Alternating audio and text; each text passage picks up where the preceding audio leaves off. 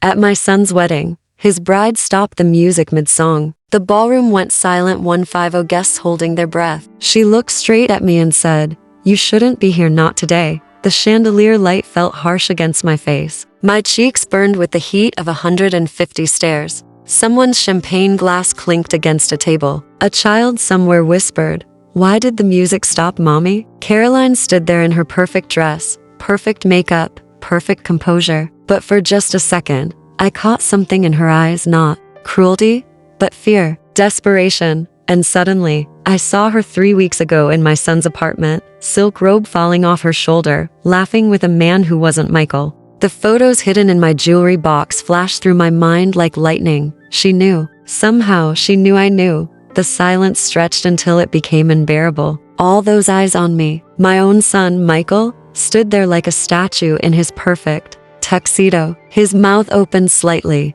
then closed. Not a word. Not a single word in my defense. I gathered what was left of my dignity, picked up my purse, and walked out. My heels clicked against the marble floor, each step echoing like a countdown. But as I reached the door, I heard something that changed everything. "Mrs. Patterson whispered to her husband. Well, she had it coming.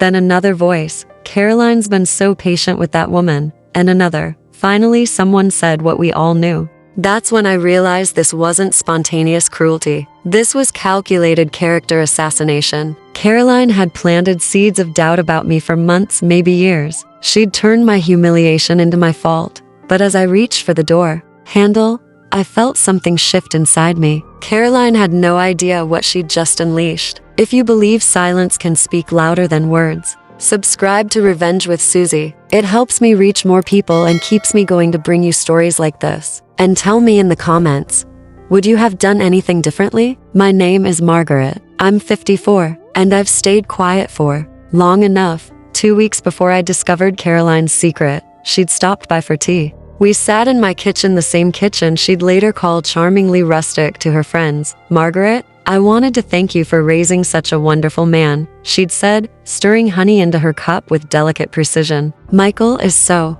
pure, so trusting. Sometimes I worry the world might take advantage of that innocence." Her smile was practiced perfection, but her words felt like a warning. "Don't corrupt my perfect man with your messy truths. He gets that from his father." I'd replied, "Robert always saw the best in people." "Yes, well," Caroline set down her spoon with a gentle clink. "Sometimes seeing the best means overlooking the worst, doesn't it? Not everyone deserves that kind of grace." I should have known then. The way she looked at me when she said it, like she was measuring how much I understood. 3 weeks before the wedding, I wasn't supposed to be at Michael's apartment. I'd gone to drop off his grandmother's china. Caroline had specifically requested it for their perfect home. She'd made such a show of wanting it, calling it a precious family heirloom while examining every piece for chips. I used my key, expecting an empty place. Instead, I heard laughter from the bedroom, Caroline's voice, but not alone. A man's voice I didn't recognize, rich and confident.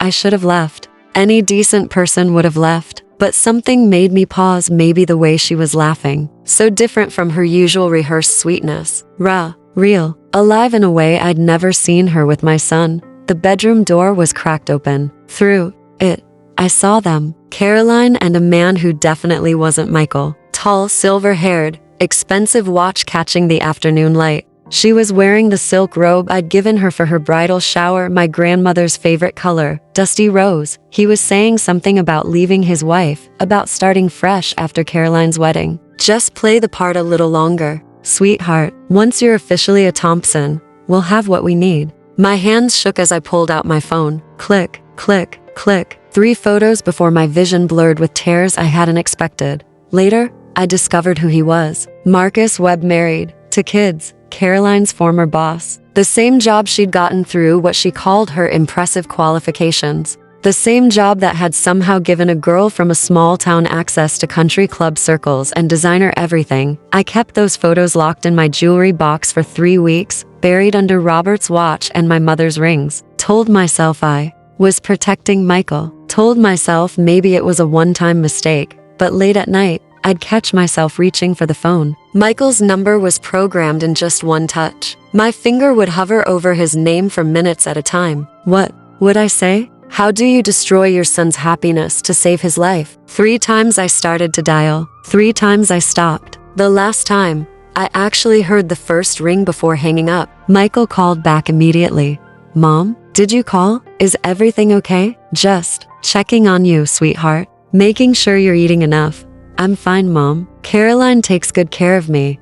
That's when I knew I couldn't tell him. Not because it would hurt him, but because he wouldn't believe me. Caroline had already trained him to see me as the problem. Sometimes, silence isn't weakness. Sometimes it's just buying time to decide what kind of person you want to be. Looking back, the signs were always there. But it wasn't just Caroline who betrayed me, it was Michael, choosing her version of reality over mine. Again and again, when Michael first brought her home, she walked into my kitchen and ran her finger along the counter. Is this the original tile from the 70s? Not a question, a verdict. I'd spent 2 days cleaning every surface, arranging flowers, making her favorite cookies based on what Michael had told me. I think it's charming, I'd said, watching her examine my home like an appraiser. Oh, absolutely. It's very authentic. So refreshing to see someone who doesn't feel the need to update everything. Her smile was warm, but her eyes were cataloging every flaw. A tea Christmas dinner. She'd correct my stories in front of the whole family. Actually, Margaret,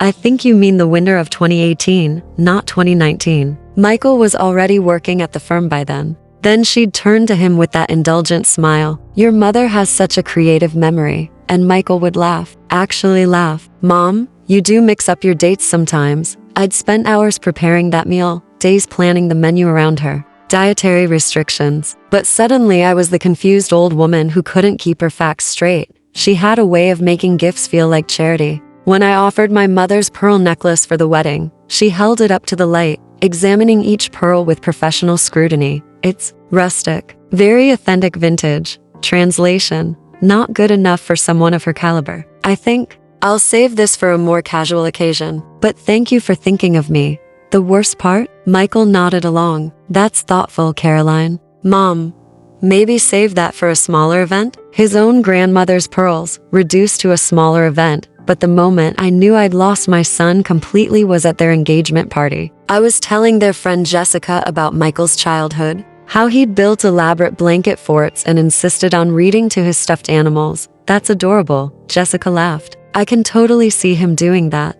Caroline appeared at my elbow like smoke. What Margaret means is that Michael was a very imaginative child. Sometimes too imaginative. She placed her hand on my arm with practiced gentleness. We're working on helping him focus more on reality now. Michael overheard and actually looked embarrassed. Of his own childhood, of the mother who'd read him those same books, built those same forts, encouraged that same imagination. Mom, you don't have to tell everyone my weird kid stories. That's when I understood. I wasn't a person to Caroline. I was a problem to be managed. Evidence of where Michael came from and how far she'd elevated him.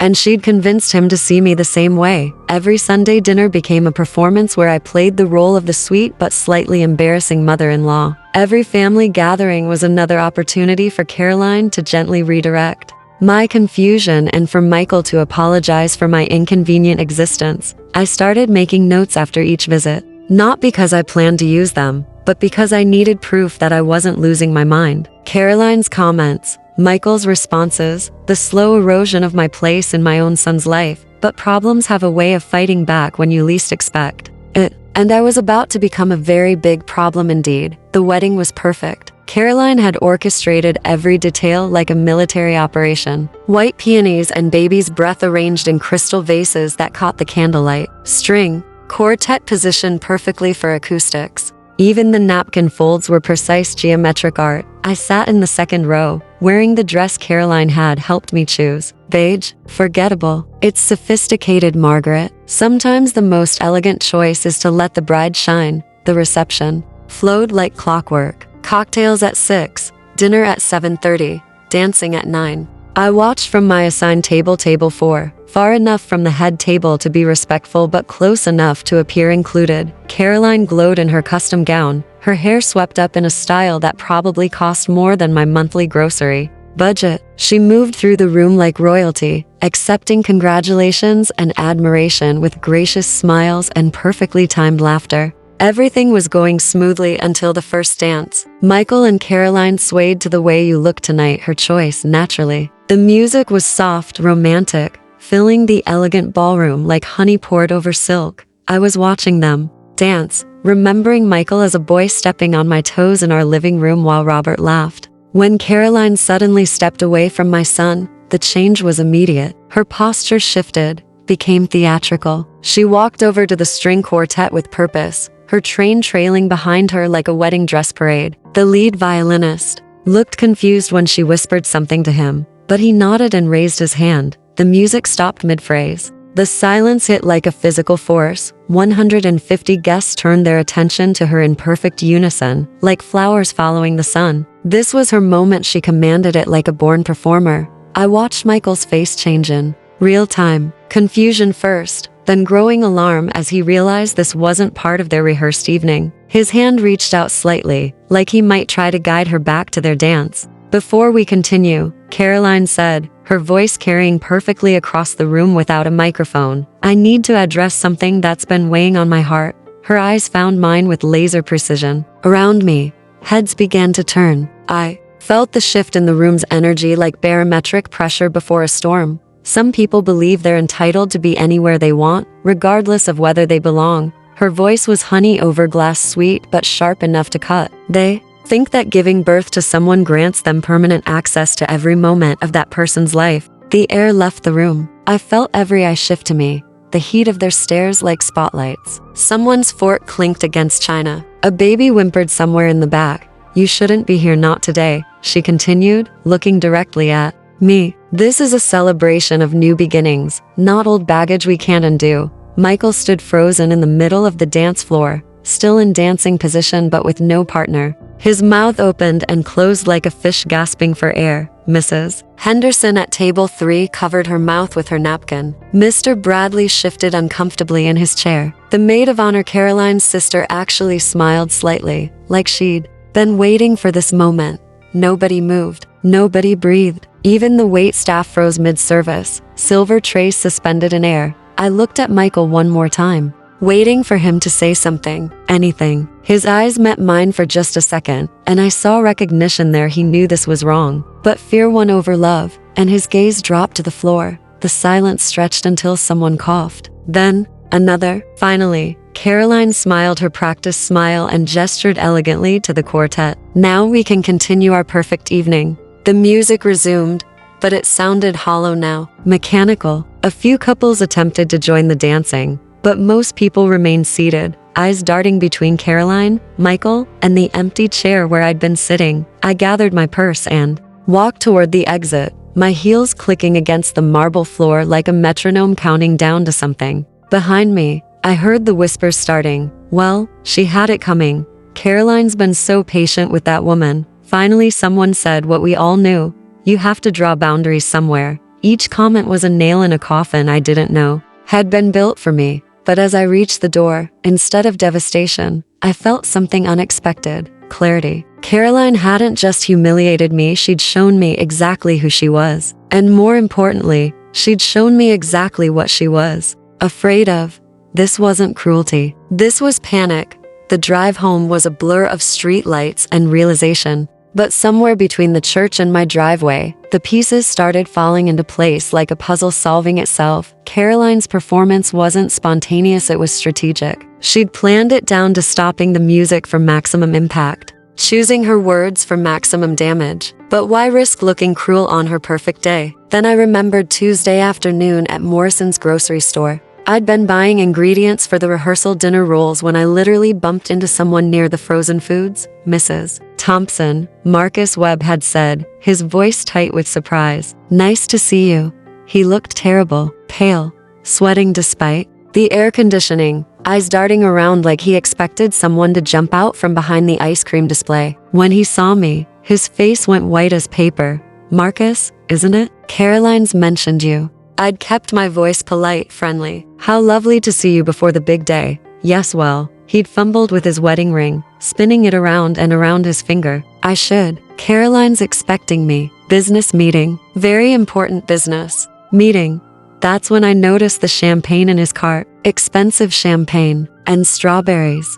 and the kind of brie cheese Caroline had mentioned loving during one of our kitchen conversations. Before I could say anything else, Caroline herself appeared at the end of the aisle. She moved toward us with calculated casualness, but I caught the flash of alarm in her eyes when she saw us together. Margaret, what a surprise. Marcus was just telling me about that client presentation. Her voice was bright, but her smile was razor sharp. Weren't you Marcus? Yes, client presentation. Very boring stuff. He couldn't look at either of us directly.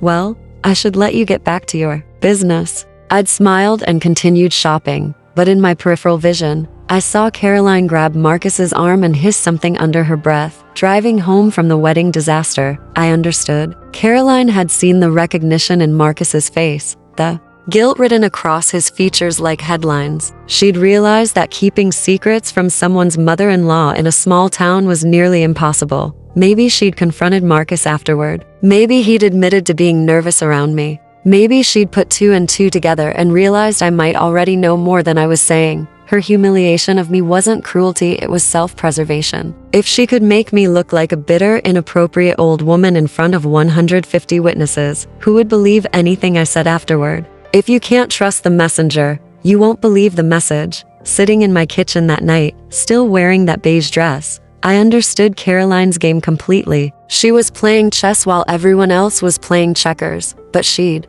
made one crucial mistake. She assumed I was just another piece on her board, powerless, predictable, easily moved aside when inconvenient. She forgot that I'd been playing games since before she was born. And I'd learned something over the years. The best players never let their opponents see their strategy until it's too late. Caroline thought she was ending the threat. Instead, she'd just declared war on someone who had nothing left to lose and everything to prove. The photos were still in my jewelry box waiting. But now I had something even more valuable, the absolute moral certainty that she deserved whatever was coming. And I had a very clear picture of exactly what that would be. I spent Sunday morning in my garden, pulling weeds and thinking about Robert. He'd been dead 5 years, but moments like this made me feel his absence like a physical ache. Robert would have stood up at that wedding. He would have walked onto that dance floor, taken Caroline's microphone, and said something like, "I think there's been a misunderstanding. This is my wife you're talking about, and she's earned her place at this table." But Michael? Michael had stood there like furniture while his wife dismantled his mother's dignity piece by piece. The difference between the men in my life had never been clearer. I was deadheading the roses when Mrs. Chen from next door called over the fence. "Margaret, dear, I heard the wedding was absolutely beautiful." Caroline looked like a princess. I'm sure she hadn't heard yet. In a few hours, the phone tree would start. By evening, everyone would know about my public humiliation. But for now, Mrs. Chen was genuinely happy for me. She did look lovely. I managed, because what else could I say? "You must be so proud. Michael found such a refined girl." Sometimes I worried he'd never find someone sophisticated enough to appreciate him. Sophisticated enough. Even my neighbor had bought into Caroline's mythology. "Yes," I said, pulling a particularly stubborn weed from the soil. "She's certainly something." After Mrs. Chen went inside, I sat on my garden bench and really thought about the pattern. Not just Caroline's cruelty, but my own complicity. 43 years of marriage had taught me that sometimes you swallow your pride to keep the peace. When Robert died, that habit became my armor. Be grateful for what you have. Don't rock the boat. Family comes first.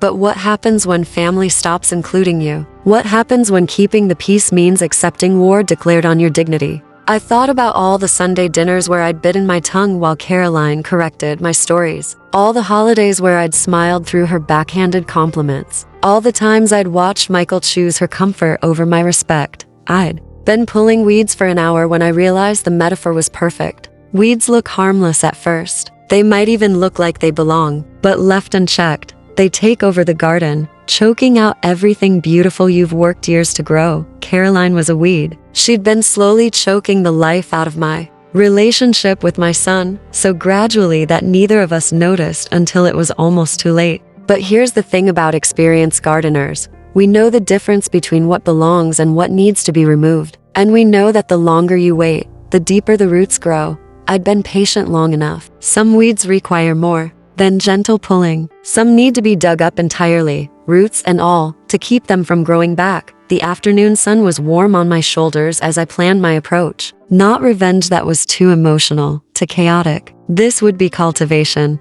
Careful, methodical removal of something toxic that had taken root where it didn't belong. Caroline thought she'd won by humiliating me publicly. She didn't realize she'd just given me permission to stop being polite, and politeness, it turned out, had been the only thing protecting her. Monday morning, I made coffee and opened my address book, the real one, with handwritten entries and phone numbers accumulated over 40 years of being Robert Thompson's wife. My first call was to Janet Morrison at the Herald Tribune. Janet had covered every social event in 3 counties for 30 years, and her discretion was legendary. If Janet printed something, people believed it. Janet, dear, I have such an interesting story about Saturday's wedding, I said, settling into my kitchen chair with my coffee. Did you know Caroline Wesley? Excuse me? Caroline Thompson now has been having an affair with her married boss? Janet's silence told me everything. In a town this size, gossip travels fast, but proof is golden.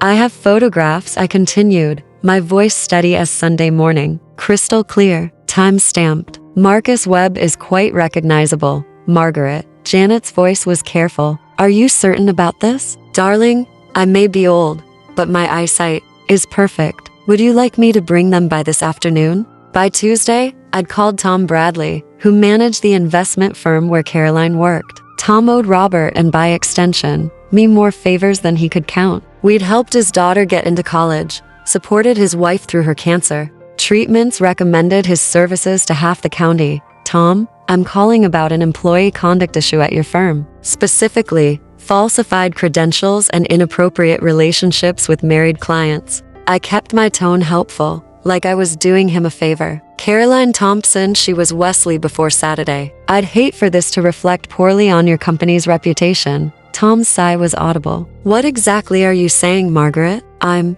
saying you might want to look into her qualifications more carefully, and perhaps review your policies about personal relationships with clients, especially married clients with families. Wednesday brought a call to Linda Hayes, Marcus Webb's sister-in-law. Linda attended my church, sang in the choir, and had never been able to keep a secret in her life. Sometimes the kindest thing you can do is let people know the truth before everyone else does. Linda, this is Margaret Thompson. I'm calling about something very difficult, and I hope you'll forgive me for being the bearer of bad news. Thursday, I reached out to Patricia Morgan at the country club. Patricia ran the social committee and had never liked Caroline something about new money trying to act like old money, though she'd never said it directly. Patricia had the power to make social invitations disappear and events become suddenly full. Patricia, I thought you should know about some behavior that might concern the membership committee. My final call was to David Chen, who ran the largest real estate agency in the county and happened to be Mrs. Chen's nephew. David had sold Caroline and Michael their perfect starter home with financing that depended on character references and community standing. David, I need to discuss some character concerns about recent borrowers. Each call was surgical, precise. No drama, no tears. No pleas for justice, just information delivered to people who had both the power to act on it and reasons to care about their own reputations. The beautiful thing about truth is that it doesn't need embellishment. It doesn't need revenge. It just needs the right audience at the right moment. By Thursday afternoon, my phone started ringing. Caroline, breathless and panicked. Margaret, there's been a terrible misunderstanding. People are saying awful things. I let it go to voicemail. Then I deleted the message without listening. Marcus Webb called next. Mrs. Thompson, we need to talk. This is getting out of hand. Delete. Even Michael tried. Mom, please call me back. I don't know what's happening, but Caroline is hysterical. Delete. Friday afternoon, I was watering my petunias when I noticed a black sedan parked across the street. Marcus Webb sat inside, staring at my house. After an hour, he drove away. That evening, Caroline called 6 times. Michael called 4 times. Even Caroline's mother called from Virginia, her voice shrill with panic and indignation. I let them all ring while I prepared dinner for one, ate slowly by the window, and watched the sunset paint my garden gold. Some ships have already sailed, and that particular ship was somewhere in the middle of the ocean, taking on water faster than it could be bailed out. The truth was doing exactly what truth does when it's finally given room to breathe, spreading like wildfire and burning down everything built on lies. Friday evening, Michael showed up at my door. He looked like he'd aged 5 years in 5 days, hair unwashed, shirt wrinkled, eyes red-rimmed with exhaustion and desperation. "Mom, please. We need to talk." His voice cracked on the word please. I let him in, poured myself tea, and sat across from him at my kitchen table, the same table Caroline had called charmingly rustic just weeks before. I noticed he didn't ask for tea. Some habits die hard. Caroline made a mistake at the wedding, but she's sorry, he began, his words tumbling together like he'd rehearsed them. She's losing everything. Her job, her reputation. Marcus's wife filed for divorce and named Caroline in the papers. The whole town is talking. Caroline's parents are mortified. I sipped my tea slowly, letting him fill the silence. She thought she was worried you'd cause a scene or say something embarrassing at the wedding. She was trying to protect our special day. A mistake, I repeated, setting down my cup with deliberate care. Is that what we're calling it? She panicked. She knows it was wrong. Michael's hands shook slightly. But destroying her life isn't the answer. This isn't like you, Mom. You're not vindictive. That word vindictive hung between us like a bridge neither of us could cross. You're right, Michael. The old me wasn't vindictive. The old me would have kept quiet while your wife systematically destroyed my dignity and your marriage simultaneously. His face crumpled. You knew about Marcus? I've known for weeks. I kept quiet because I thought protecting you was more important than protecting myself. I met his eyes steadily. But Caroline taught me something valuable at your wedding. She taught me the difference between being kind and being invisible. Michael slumped in his chair like a deflated balloon. She ended things with Marcus. She wants to make this work. She loves me. Does she? I asked gently. Because the woman I photographed in your apartment 3 weeks ago didn't look like someone settling for second choice. She looked alive, happy, more alive than I've ever seen her with you. The truth sat between us like an unwelcome guest at dinner. What do you want from me? He whispered. Nothing, I said, and meant it completely. I don't want your apologies or Caroline's tears or promises to do better. I want you to understand that actions have consequences. Your wife's actions, and yours, mine. His voice was barely audible. You stood there, Michael, at your own wedding, while she humiliated me in front of 150 people, and you said nothing. You chose her over the woman who raised you, supported you, loved you unconditionally for 34 years. That was your choice. He started to speak, but I held up my hand. For 2 years, I watched you defend her treatment of me. Every backhanded compliment she gave me, every time she corrected my stories, every moment she made me feel like an inconvenience. In my own son's life, you stood by and let it happen. You even participated. Michael looked around my kitchen desperately, like he was searching for something familiar to anchor himself to. But everything looked different now, the same furniture, same dishes, same photos, but somehow foreign. Like he was seeing it all for the first time, or maybe the last. I don't know how to fix this, he said finally. You can't. My voice was calm, final. Some things, once broken, can't be put back together. Your wife made sure of that.